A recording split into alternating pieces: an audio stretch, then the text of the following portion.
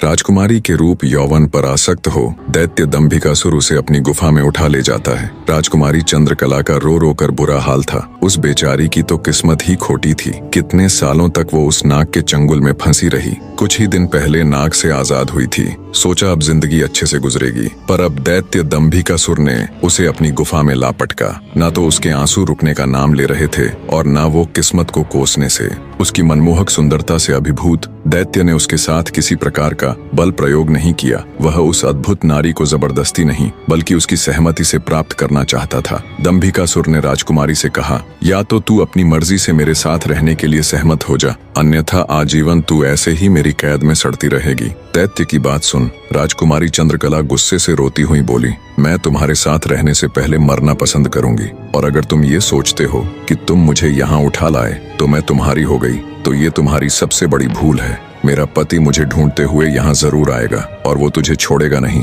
राजकुमारी की बात सुन दंभिकासुर घिनौनी हंसी हंसते हुए बोला, लगता है तुम पागल हो गई हो। मैंने तुम्हें यहाँ 7 तालों के भीतर बंद किया है। यहाँ तक किसी का भी पहुँचना असंभव है, और अगर गलती से कोई यहाँ तुझे ढूंढता हुआ आ भी गया तो मैं उसे एक कीड़े की तरह मसल दूंगा। ये तो तेरी सूरत मुझे भा गई, वरना अब तक तू भी कब की ऊपर जा चुकी होती। तेरी भलाई इसी में है कि तू स्वेच्छा से मेरी बात मान जा, वरना अंजाम बहुत बुरा होगा। इतनी बात कह दंभिकासुर वहां से चला गया। उधर जब मेले से दंभिकासुर राजकुमारी को उठाकर ले गया था तो लखन की भाभी बेचारी बेबस और लाचार सी बस उसे देखती रह गई। बहते अश्रुओं के साथ वो घर जाती है और सारा किस्सा लखन को कह सुनाती है। भाभी की बात सुन लखन के पैरों नीचे से जमीन सरक जाती है। वो तुरंत भारी कदमों से अपनी पत्नी चंद्रकला को खोजने निकल पड़ता है। कई दिनों तक जंगलों और शहरों की खाक छानता भूखा प्यासा लखन अपनी पत्नी को ढूंढता ढूंढता भटक रहा था। तभी उसे एक कुटिया दिखाई देती है।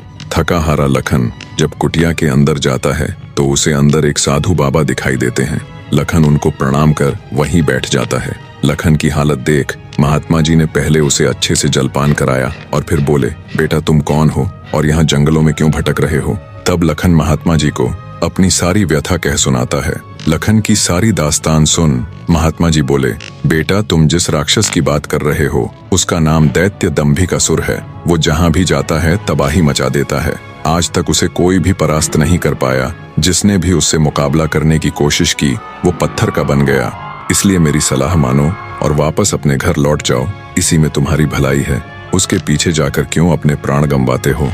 साधु की बात सुन क्षण भर के लिए लखन सन्न रह जाता है। थोड़ी देर बाद धड़कते दिल के साथ उठकर वो महात्मा जी के चरण पकड़ लेता है।